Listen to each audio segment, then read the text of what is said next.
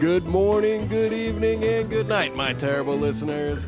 You're tuned in to Terrible Sex with Naseem. I'm producer Dan, and each week I have the honor of bringing you registered nurse, aspiring sex educator, polyamory enthusiast, and true woman of the people, Naseem. Hey, Dan. She tells us stories, answers our questions, and helps us feel more comfortable around our world's infinite variety of sexuality. If you've got a question for Naseem, call, write, or email her at terriblesexwithnaseem.com. Hello, Naseem. Hey, Dan. How are you? I'm good. I will never get tired of that introduction, I have to tell you. I'm so glad. I think it's the best thing I've ever written. Oh, that's saying something. I haven't written much. Okay. Then it's not saying a lot. No. It's the best, but I've only written like 2 things. Okay. How you doing? Man, I'm pretty Did good. you How are you? have a good weekend? I did. It was actually my birthday. Oh, well, happy birthday. Thank you. I got to see some family. I got to go to a concert for the first time in 2 years. And in general, I enjoyed myself tremendously, and I even got breakfast in bed served by a 5-year-old. It was Love it. fucking rad. That sounds amazing. It was amazing. Thank you. So good. How was your weekend? I don't remember. Sounds like a rager. It sounds like a rager. No, my buddy and yours, our friend Scott, he Good old Scott. Good old Scott. He's been fostering a cat. And so on Saturday, Scott and I drove to Michigan and met up with my husband in Kalamazoo, Michigan, which will come up later today. I look forward to it.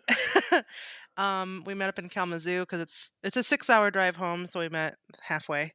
And we dropped the cat off to my husband, who is going to take the cat. Well, has now taken the cat. So that was the big event of the weekend.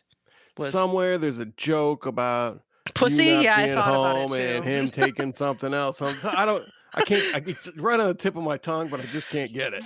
There's a pussy joke in there somewhere. I just can't quite get it. Well, good, but anyway. man. I'm glad your husband grabbed the cat. That sounds lovely. Yeah. So it's her name is Smudge. Smudge. She's this little black kitty. She's very cute and very sassy. So I saw a picture of Smudge on Scott's shoulder. Oh, did you? I did. Real cute looking little cat. She is a cute little cat. And she'll have a good home. It'll be good for everyone involved, I think. Good. And she getting along well with your old man now? Oh, yeah. She doesn't leave his side. Nice. Yep. And we have 2 other cats, too, who are very interested. So he's got his hands full now. I'm not home to help him. So good luck, buddy. Nice. Well, cool. That sounds like a real lovely weekend, and I'm glad that Smudge has a new forever home. Oh, me too. So, I mentioned Kalamazoo. Yeah, I've been there. You have? I have. Lovely Kalamazoo. Kalamazoo. I went to college in Kalamazoo. Got my first degree there. All right. At Kalamazoo College. Very inspiring name. Was that part of the Kalamazoo Promise? I don't know if it's part of the Kalamazoo Promise. I don't think so because it's a private school. Okay. And I believe the Kalamazoo Promise was for the public schools, like KVCC, the community college, and Western Michigan, which are both public. But I could be wrong. I'm wrong about a lot of things. Well, you did not go there on the Kalamazoo Promise. That we know. Certainly not. No, I did not. I'm not from Kalamazoo, but I lived there for a number of years. And visited on this one occasion that I'll about to tell you about. Was that... Continue. Sorry. Okay. Right. So my husband and I started dating in January of 2013 and moved in together March of 2013 because that's what we did. We moved fast. Cause young love. Because Cause young lust. quarter, And nothing better to do. quarter life crisis lust, so you move in together. We moved in together, but before we moved in together, so this is February. This is still very early in our relationship. We're not living together at the time, and it's Valentine's Day. And now my husband and I, his name is Jar, so I don't have to keep saying my husband. Jar and I do not celebrate Valentine's Day. We don't really celebrate Not even a little? Not even a little? Most of the Hallmark holidays. Not really, no. Okay. It's not a thing we do. For no other reason that we just don't care. Why only share your love for another person on one day? It should be year round. Surprise somebody with flowers or chocolate or a blowjob like any day of the year, not just on Valentine's Day. Fair enough. So, but on this occasion, and maybe it's because of this occasion we don't celebrate Valentine's Day, we were not living together. We wanted to spend time together. We didn't plan anything. And we decided to get a hotel room somewhere. But we didn't plan in advance because we're not planners all the time. And so all of the hotels near us were booked. There was no room at the inn. There was nowhere to find. No vacancies anywhere. Except for Kalamazoo, which was 3 hours away from where both of us lived. So he picks me up, and it's very snowy February, and we go to Kalamazoo and get a hotel room. I don't remember much about this trip, except for having sex. Well, then it's going to work out great for the podcast. Yes, because this is what happened. We have what I presume to be a very nice time. And I say I don't remember much of this trip, not because I was under any kind of influence or of any kind. I don't even think that we drank any alcohol. Anything that happened during this trip has been eclipsed by what happened. Oh, I am on the edge of my seat. Post-coitus.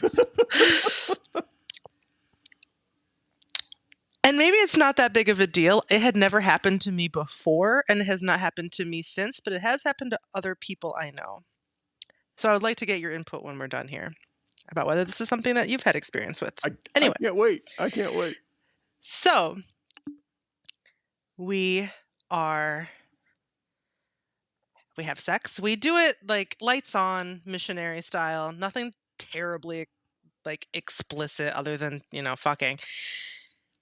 And at this time in our relationship, because we were still pretty new to each other, and we weren't living together or anything, we'd only been dating for about a month. I think at this time we'd only had sex like maybe 3 times.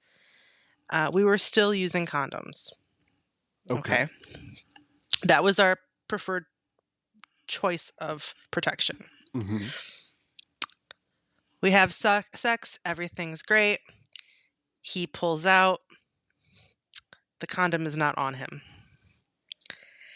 And I look at him and I'm like, you son of a bitch, did you take that thing off? And he says, no. I promise you, I had a condom on the whole time. Okay. He's like, I don't know what happened. And so I get up, stand up off the bed. We start searching on the floor, on the bed, everywhere. There is not a condom in sight, used or otherwise. So I look at this man who I have been dating / have known for approximately 1.5 months. And I say to him, Jar, I'm gonna need you to find it. And he says, "How am I supposed to do that?" And I just laid back, spread my legs, and I'm like, "Dive in, baby." Did you really say that? I don't remember, but that was where I was going with it. Yeah. And I had tried everything prior to this. I had tried, going to the bathroom, peeing, pulling it out myself, and I was very embarrassed at the time, and I think he was too. And we're both scratching our heads about what to do about this. This has not happened to me. It's not happened to him. Um, I mean, it was the case of the missing condom. No one Yeah. knew what to do. And I went to the bathroom. I'm squatting over the toilet, sticking my hands up me, but like I can't reach. I don't feel anything. Um, and so yeah, I did say to him like, "I need you to go digging for it." And bless him, with a straight fucking face, he goes spelunking. uh, it took a while. It took a while. I want to say maybe an hour between the time of discovery of that it was missing to the time he found it. Okay. Was about an hour had passed.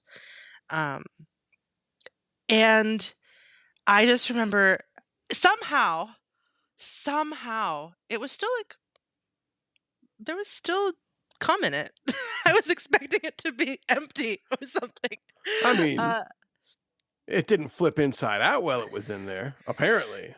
no, it didn't. But so it's it went in and kept its shape, I imagine, and then maybe even vacuumed shut a little bit, and Yeah. then came out. I mean, there's nowhere for it to go, honestly. So, and I'll get a little bit more into this later, but so the cervix is sort of like, I think of it as like elevator doors. It opens under certain conditions, Okay. i.e. childbirth, Yeah. but otherwise it's a wall. So nothing's getting past the cervix.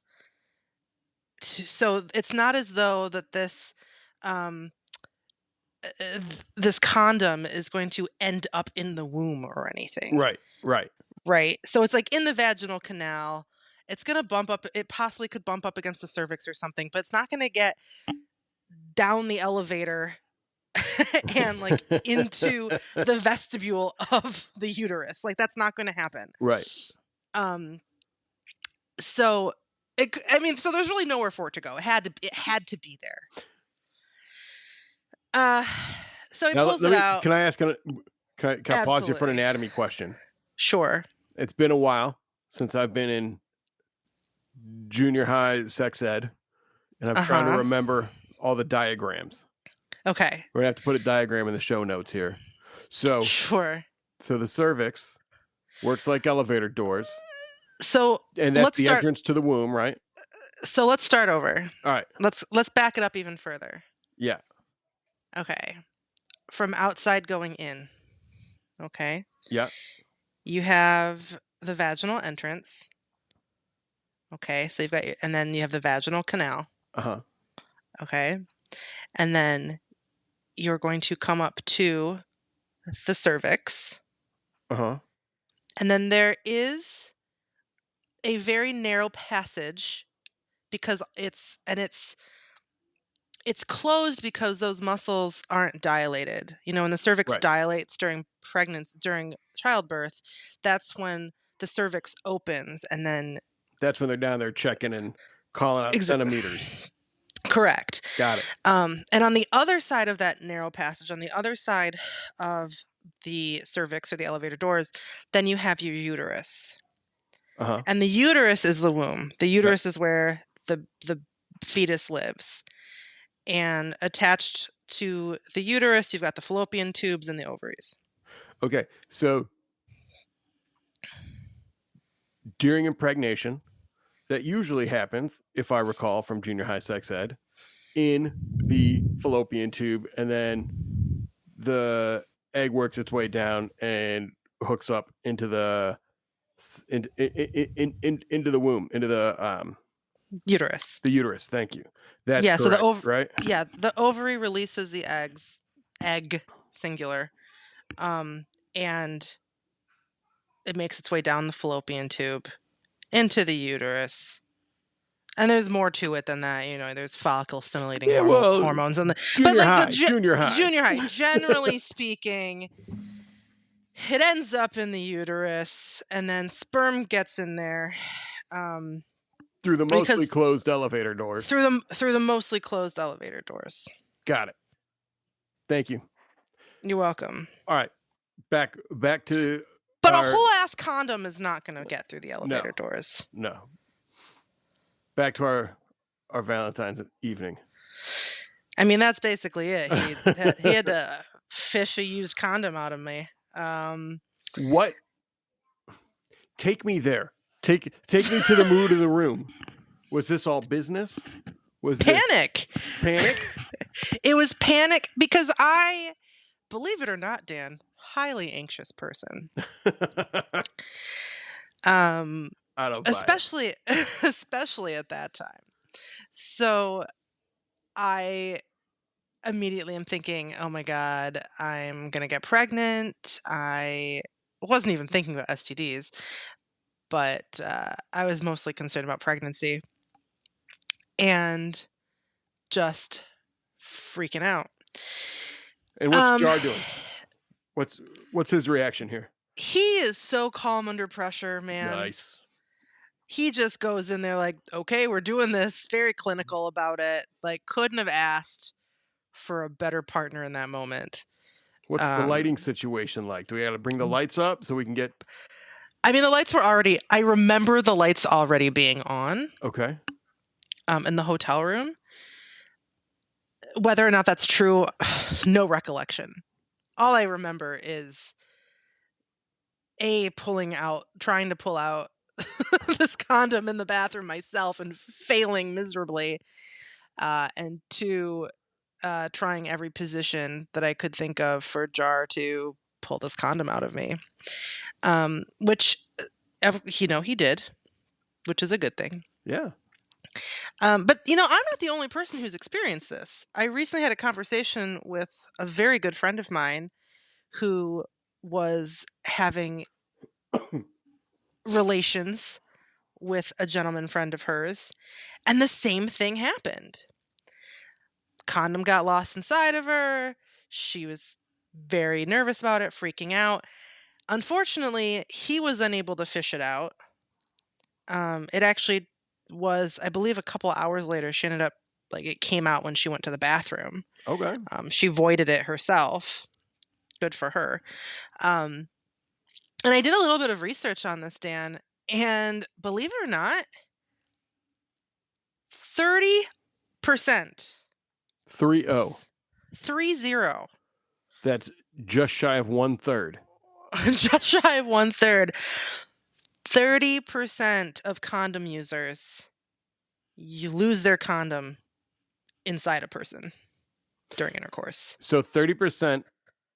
So this is not a 30% failure rate of condoms falling into their partner. This is 30% of people that have used a condom at one time or another have experienced this. And doing some research about this further, because I was just fascinated. How could this happen so often? Because 30%, that's a lot of percents. Yeah. For something that's supposed to be effective birth control. It's because people wear the wrong size condom, Dan. Well, that's why I always use a zip tie on the condom after I put it on. So, like a cock ring? That's not true. I'm not endorsing that. I've never tried that. I think that's it's probably a terrible idea. This is a terrible podcast. Do not use a zip tie around your penis unless you have safety shears or something. There's not a scenario in which you want to snip things off of that. No matter what kind of shears you have, safety or otherwise. Listen, there are lots of things that people do in the kink community that I can't speak on. Well, But I I've seen, can tell you that we're not endorsing that. correct. I endorse nothing. We're endorsing nothing but just plain old regular terrible sex. Exactly. Plain old terrible sex. I do not endorse zip ties or any such thing. But anyway, I mean, do what you want, but Zip ties are for tying your friends up to bedposts, sure, not to wrapping around peni. not securing a penis. Just get the right size. Just get the right size. Get the right size. And it's not just saying, no, it'd be easy for me to say, oh, it's well because guys are buying condoms that are too big, which I think is often, I mean, potentially true. Because men think that they're bigger than they actually are. Not all men. Hashtag not all men. But I think that Hashtag not Dan. some people might be getting the wrong size, assuming that they're larger than they really are once erect. Or maybe they got them from the big fishbowl that they got at the counselor's office. Exactly. Who knows what sizes are in there? Exactly. You could go to any place that has free condoms and pull out a Trojan and not know, or a Durex, which is probably more likely, and not know what the size is. And it's not like they're really marked, and really, who reads the packaging on a condom anyway? I mean, I don't. I don't think I've ever read the packaging on an individual condom wrapper. Well, except you for haven't sat around wishfully thinking about wanting to use that thing for months. Pull it out of your wallet and take a gander every once in a while. Make sure it's not expired, because yes, boys and girls, condoms do expire. That is true. You do not want to use a condom that is past its date, because it's not going to be effective. Nope. Not at all. Okay, so also, if not just wearing a size too big, this can also happen if you're wearing a size that's too small, because it can just pop off the end. So it's really important for the penis havers to use a condom that fits snugly, not tight, snugly, and it goes down the entirety of the shaft. It shouldn't stop prematurely above the pubis. The opening of the condom should fit all the way down the shaft, nice and snug, but should not be tight or painful when it's on. I probably don't have to tell you this, Dan, but for our listeners, there's a brief premiere in how to wear a condom. So that's the number one reason why a condom can come off. Well, let's talk for a minute, if we could. What's the best way that you can think of? Like, should you just go check out a couple different brands and see what feels good, what works? Absolutely. And then just keep buying that kind? I think so. I think once you find your size, fit, thinness, because they come in different thicknesses as well. Once you find the one that feels best for you and for your partner, like for me, I don't care how well it fits you. Do not come at me with a ribbed condom. It's going to be a bad time for both of us. So once you find the thing that works for you, stick to it. It's like my dad with Coors. Yeah, exactly. Yep. I mean, condom Coors, that's the same thing. Personally, I'm a Trojan's Bearskins kind of gal. We are not sponsored, but hey, Trojan Bearskins, come at me. Those are That's terriblesexwithnaseem.com. You can contact Naseem. Phone, or email, voicemail, Snapchat, Instagram, it does not matter. we'll be waiting, Trojan. So those are my personal favorite. But again, it depends on size. They don't come in, from my understanding, I have not seen them in like extra large. So if you are a mighty endowed individual, you might have to look for something else. And there's lots of different like boutique condom brands out there that you can order online. I'm sure that there's, even if you were to get samples, go if you don't want to spend the money because condoms are expensive, you can go to your local um, uh, Planned health Parenthood. department, Planned Parenthood. Yeah. Yes, support Planned Parenthood. Your local Planned Parenthood, your health department, and get some samples. Try some different ones out, and see what feels good, see what you like. And that way, that gives you a cheaper alternative to finding what works for you. And once you get a little older, you got a couple extra bucks in your pocket, throw a few dollars back to Planned Parenthood at that point. Make a little donation. Absolutely. They need it, man. They're a hell of an organization. They really are. Planned Parenthood has helped me several times in my life for just general health concerns, not for anything even special, just for living. So Heck yeah. yeah, it's a great resource for people out there. And so is your county health department. Make sure you're voting for people that support the county health department. Absolutely. These are not things we want to stop and defund people. Sorry, I'll get off my soapbox. This is your show, Naseem. I get passionate about taxes. I am for it, Dan. I'm for it. The health department is super important and super underfunded across the board. Every county, every state, they need more resources so they can help more people. Agreed. All right. Wonderful. Yeah. So that's my terrible condom story. I like that terrible condom story. And look at you now. So we're in the hotel room. Finally, it comes out. Is it relief? Is it joy? Is that when you knew that this is the man you're going to marry? Definitely relief. I was still embarrassed. For whatever reason, I took on the embarrassment as my own. If anybody should be embarrassed, it should be, nobody. But there's nothing to be embarrassed about. Come on, Jar's the one that lost the thing. Jar did lose the thing. That's not your fault. No. It's a fluke. Things happen. And what's great about it is we laugh about it now. Mm-hmm. Right. It's been 9 years plus, and two of us he actually told me, he said, you should tell the condom story. I was like, okay. So it's a funny story that we bring up at parties and family dinners. Family dinners. Hey, remember that one Valentine's Day? Every time I go to Kalamazoo, that's all I think about. Well, that's all I'm going to think about now when I'm in Kalamazoo. Oh, yeah. Yep.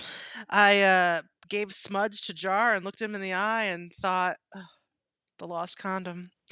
So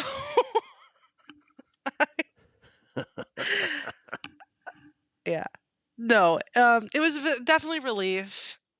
Definitely lots of laughter in that moment too. It was very tense. It was a very tense moment. I was panicking, and to have it come out and just be that release of emotion, like, oh, thank God this thing is out of me.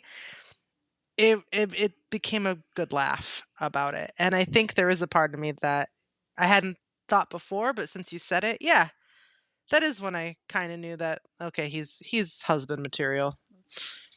Nice. Well, a month into dating. Yeah, well, when it's right, it's right. Until it's not. Until it's not. So, has that ever happened to you? Have you ever had an experience like that, Dan? I've had terrible sexual experiences, but not one like that. I don't believe I've ever. No. That one I haven't done. 30%. You're in the majority. Yeah. How does it feel to be a 70%er? I'm gonna get one of those 70% patches for my sweet motorcycle jacket. My condoms do not fall off. Maybe we should get some 70% merch. Okay. Let's do that. I'm in the 70%. I like it. I like it a lot. Yeah. Very, very, very interesting. Good story. Good story, Naseem. Ah, thanks, Dan. All right. And with that, should we move on to some questions? Yeah, let's do it. Yeah. Did you read these? Questions. Did you check them out? I skimmed them. Okay. I did skim over them and scratched my head at a couple. But we'll get into it. We'll give it a whirl. Now, do you still want me Mhm. to read or do you want to read? Oh, you go ahead and read. All right. I like it when you read. Good. Gives me something to do. Oh, let me readjust. I think I gotta burp. Oh, pardon me. Nice. Well done, Thanks. Dan. Thanks. All right. Here we go. Hey, Naseem. Spermicide and pulling out. Is this another form of good protection?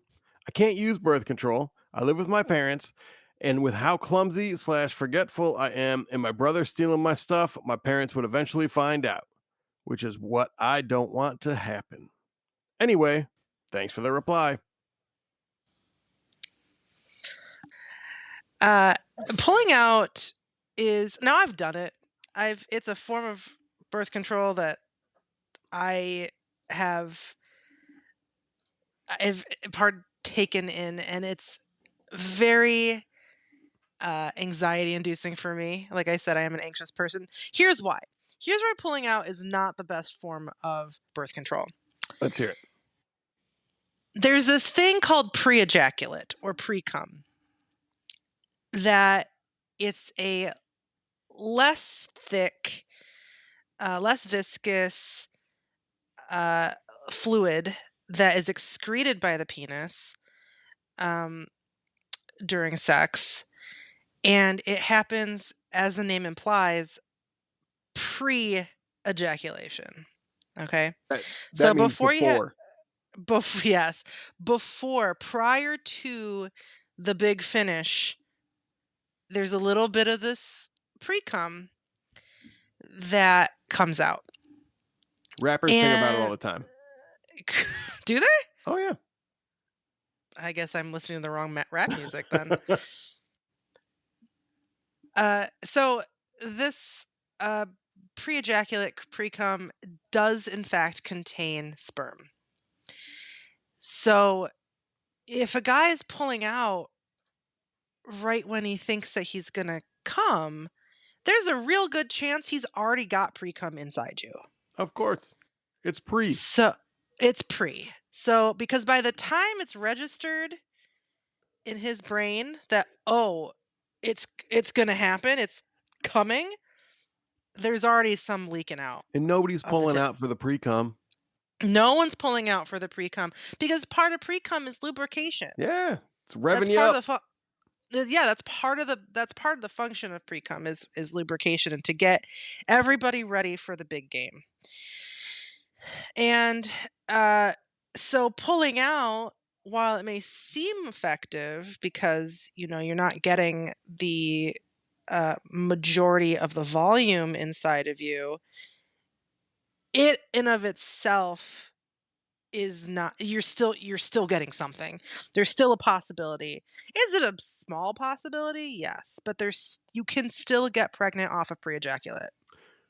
So what you're saying is, if your goal is to not get pregnant, pulling out is not a good plan. No, find something else. Do something else. Have a backup. This is actually kind of the theme today. Have a backup form of birth control if possible.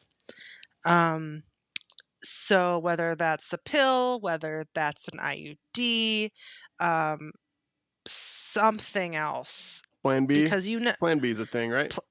Plan B is a thing. It's not something that I would use regularly because it can disrupt hormonal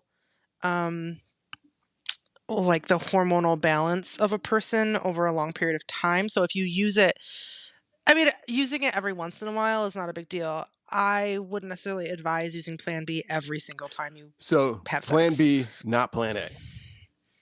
Plan B, not Plan A. Exactly. Effective backup, but not a primary source. In case of emergencies. And actually going back to the condom story earlier, that is the thing you need to do. If that were to happen to you and your condom fell out, because some of that fluid potentially can leak, and if you're not already on any kind of backup birth control, Plan B is a great alternative. And just for your own peace of mind, when I had that mishap in Kalamazoo with the condom falling out inside of me, we immediately went to Walgreens and got Plan B. Um, and it's really important to get those condoms out because after a few hours, because any longer than that, you have a risk for infection. You can end up with pelvic inflammatory disease, which is really painful and unpleasant. On top of the other, because it's a foreign body. Now you have a foreign body that's stuck inside of you, um, that your body is not going to be happy with. So you definitely want a way of getting it out.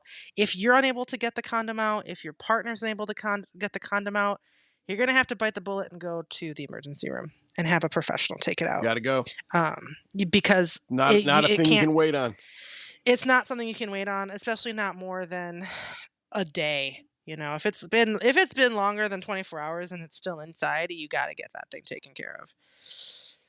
Anyway, back to the question. Good advice. I meant to talk about that earlier, but I got wrapped up in questions.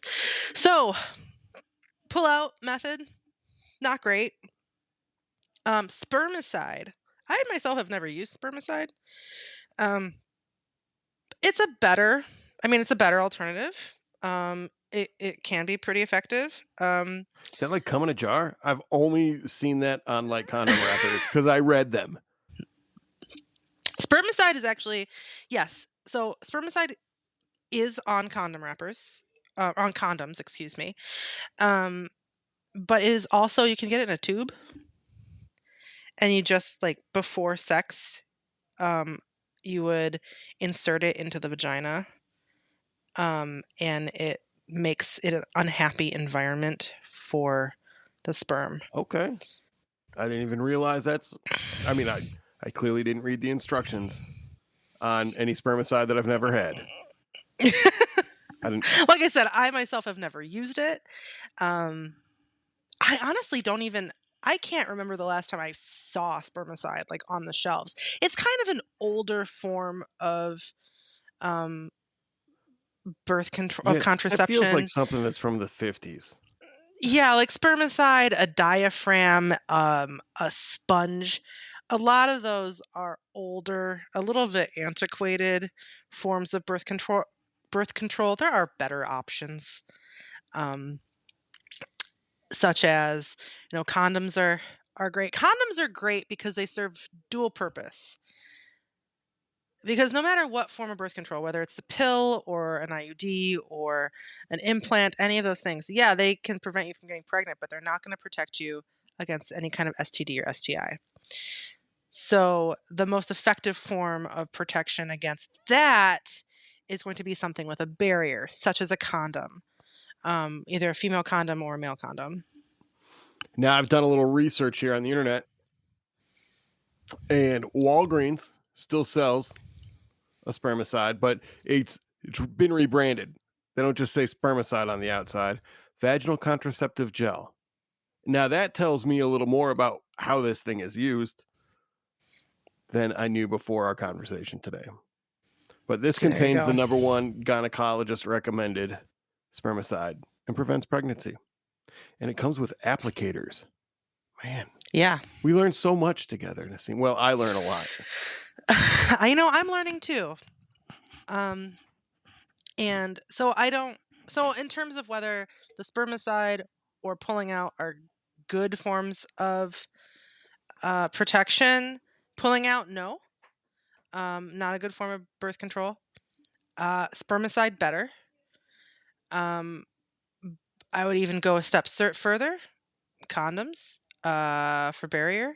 I would also say, you can't take pills because of being forgetful. That's why I can't take pills either.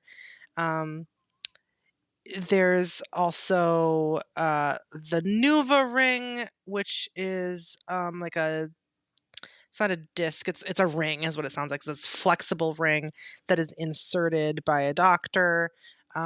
Also, you could get what I have, which is the Nexplanon. It's a little, it's like a flexible cylinder, small cylinder that goes under the skin of your arm, and it's hormonal. And that's good for 3 years, for of protection of, contraceptive capability. Oh, so that's similar to like a shot or something. They just implant that for you for 3 years, and you're good to go. Yeah, it's like it's not a shot, but it's like it's an implant. Yeah. Yeah, I call it my cyborg implant. Cool. And it just goes in your arm. I can feel it, which is kind of weird. It feels really weird, but How big's the hole they have to make to put it under your skin? And do they numb you up? there's some lidocaine. Okay. They give you a couple lidocaine shots, and then they inject it in there. It's a pretty small hole. The worst part about it was like, so there's some arm pain and there was bruising that went down my bicep for a few days. Is it up on your bicep? Where is it at? It's like under like the fat of my bat wing. All right. It's in my bat wing. Yeah. So that whole area just got pretty bruised, and it hurt for a couple days. Like, just, it was tender, and if I moved my arm the wrong way, it had like a sharp pain. But then after a few days, that went away, and now I forget it's there. So interesting. And then there's the peace of mind not having to think about it. So I just have to know that now it'll be 2 years, because I got it St. Patrick's Day 2021. So I just know, like, yep, that's why I always have things done on holidays, so I don't forget. Like my wedding is on Halloween, so I wouldn't forget what day it was. And same with that time you lost that condom. You'll never forget what day that was. I'll never forget what day it was. It was Valentine's Day. So, and at the beginning, you told me you don't celebrate Valentine's Day. You're right. So that's generally my advice. I were giving you a very brief premiere on some contraception. I think it's good advice. Options. And listen, we've all been young and dumb. At least I was. You were probably less dumb than I was when you were younger. And I'm not calling our listener dumb. You're a wonderful, terrible listener. I'm pretty dumb now, Dan. Well, you're also wildly intelligent and a great public speaker. But I feel like, listen, if you want to start doing it, some responsibility comes with that, and you got to be willing to talk to people, your partner, and at least somebody, whether it's the person you're buying the condoms from at Walgreens or your doctor, about other contraceptive options. You got to be willing and able to talk about those things so that you can do the sex that you want to have and do it fun and do it safe. Absolutely. And because if you're not willing to and we've talked about this before on the podcast, if you're unwilling or unable to have these conversations with your partner, or start a podcast, if you're unable or unwilling to have these conversations with your partner or with your physician, or if you're just not comfortable, maybe you shouldn't be having sex at all. There is a certain level of maturity and responsibility that comes with intercourse, and because there are consequences, there can be. And if you're not willing to put in the effort to protect yourself and others, maybe that's not for you yet, friend. But there's medical professionals out there. They'll talk to you. That's their job. Absolutely. And it's okay to feel weird about that. That's allowed. Absolutely. Yeah, absolutely. There's nothing wrong with feeling weird about it. I mean, it's like we've said, sex is absurd. It's ridiculous. It's an absolutely insane concept. But there are people out there who are trained and have the resources, have the knowledge, and are more than happy. They're paid to give this information to you. So and they have had weirder conversations than you could ever possibly imagine.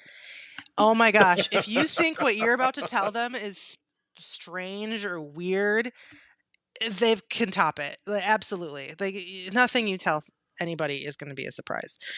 Also, and I don't know the age of this listener, but they did sound kind of young. They live with And their if they parents. are, They're young.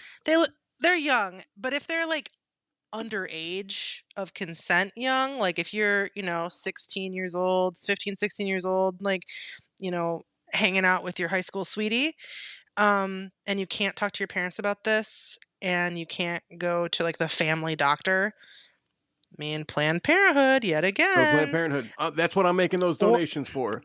So you can go yeah, have Planned those weird Parenthood. conversations. You can have those weird conversations with the folks at Planned or at the health department. They will help you completely confidentially. So that is important to know. It sure is. All right, moving on. Hi, Naseem.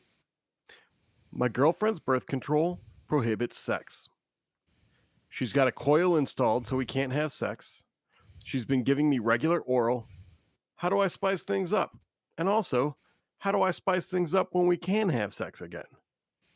I'm very confused by this Me question. too. That's why I posted it. Because So the coil is the only form of birth control that I could think of as a coil is an IUD.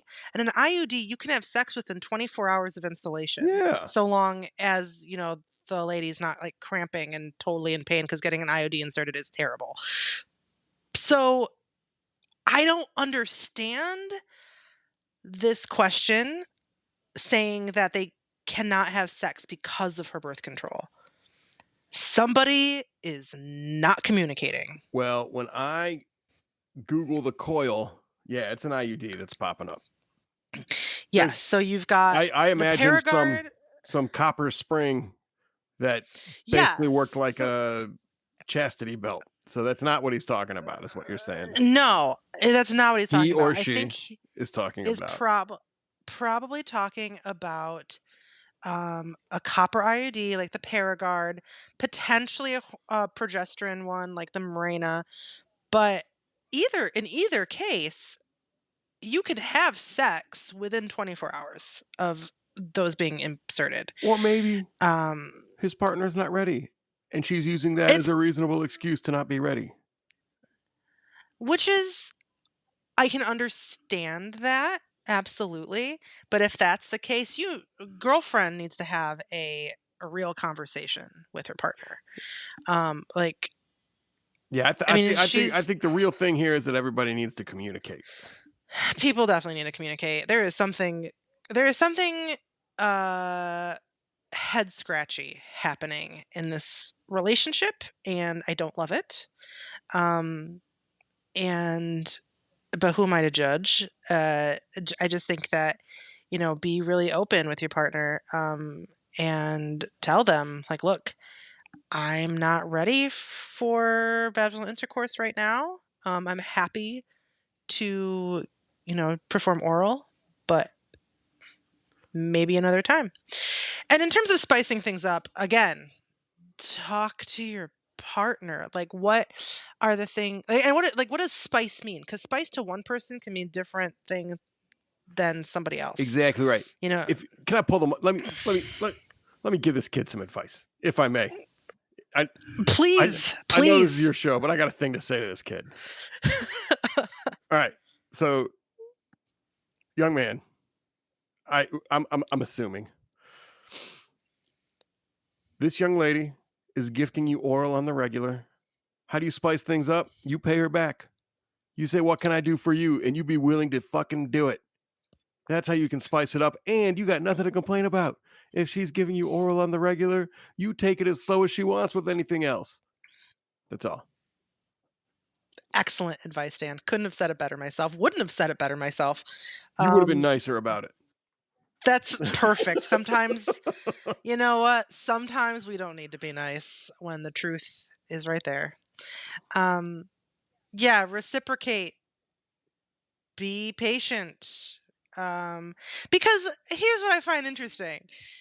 If this person is not ready, like this partner of yours is clearly not ready for anything more than beegers right now or oral sex, and you are already trying to escalate to something spicy, Like, there's a whole there's a whole nother level of miscommunication happening, a whole nother level of people are not on the same page. And whether somebody is too scared to talk to the other person, I don't know. I'm not inside the relationship, but it doesn't sound good. You be It doesn't sound good, you be Dan. thankful for what you got, and you pay it back. Be a good listener, You tell him. for fuck's sake. I've had enough of that guy. Let's move on. Sounds good. All right. Oh, this is a long one. All right. Hi there, Naseem. I'm currently worried about myself. I've had a sexual partner before. We used to have sex a few times a night with no problems, other than me not being able to get an erection on my first time. First time, that's it. This went on for a few months and I was fine.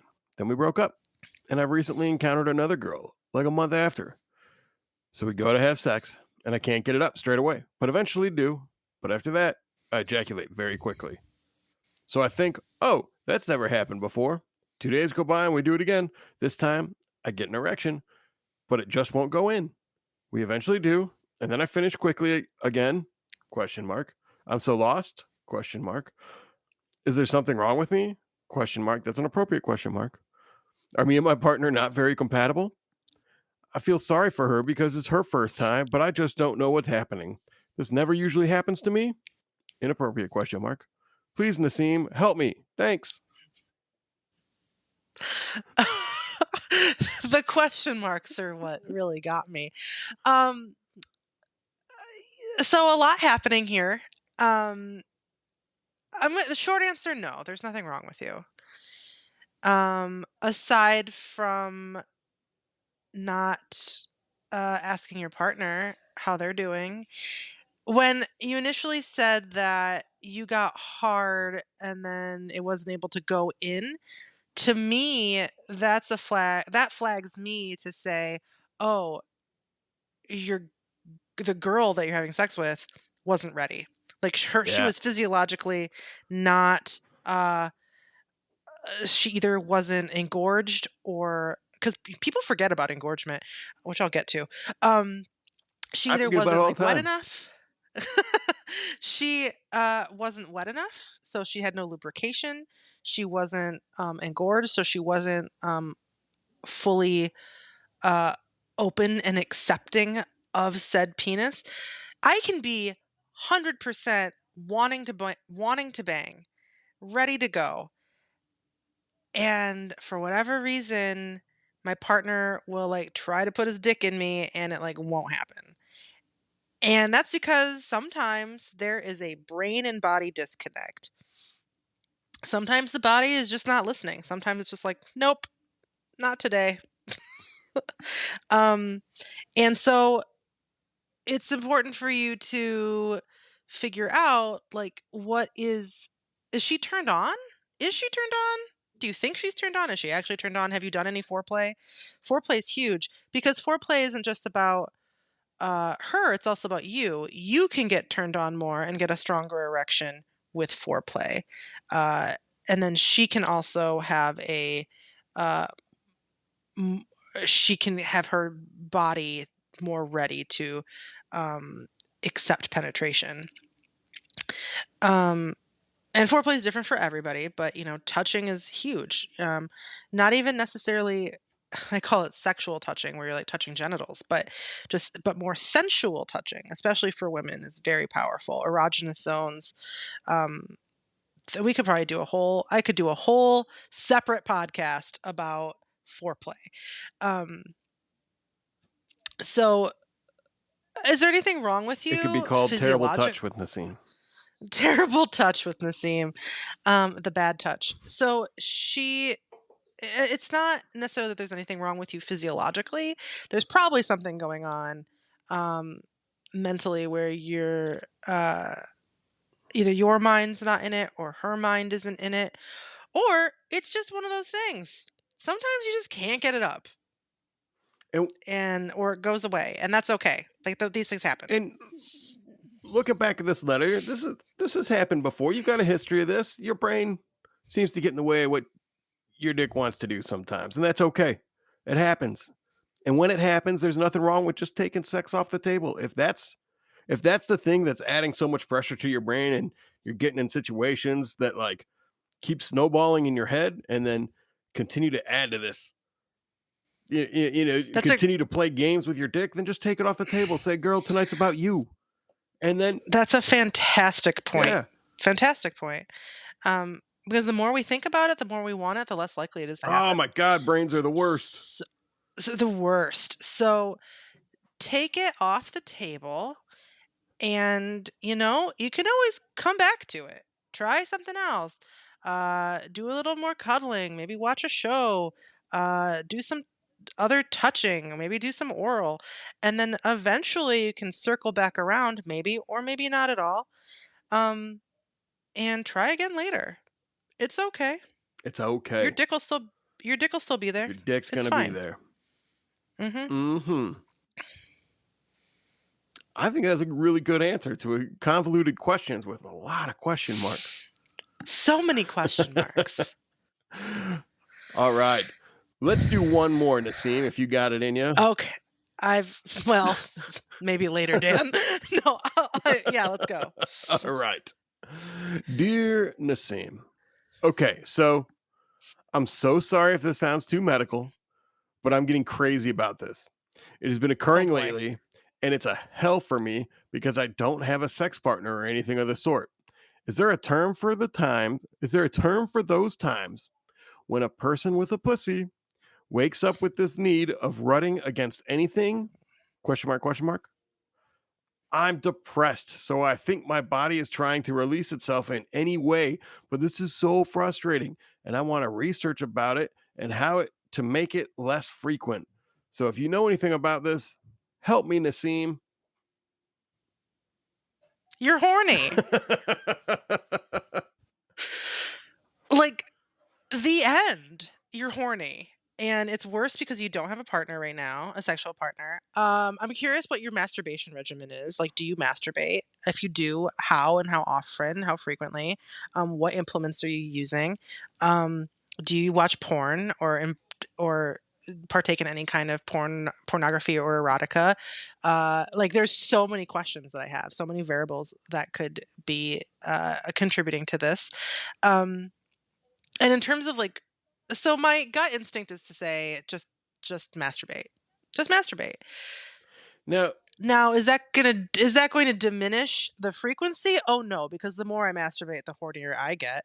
But y- I feel like this need that you have is definitely something that should be quelched if it's bothering you so much. If you feel like you need to be touched, yeah, I mean, masturbating fixes everything, so, in my opinion. so a person with a pussy wakes up with this need of rutting against anything. Like rutting just means like rubbing against stuff, right? Like just Yeah, like she wants to like, yeah, I but just imagine this running around humping stuff. particular pussy haver wants to, yeah, rub against Yeah, everything. They're in heat. They're in yeah, heat. rubbing on the couch arm and edge of the bed, and you know, who light post. I don't know. So, Exactly that. so if I gather, Uh, like, I there's think nothing. You're saying there's nothing wrong here, and no. like your body's just needing it. So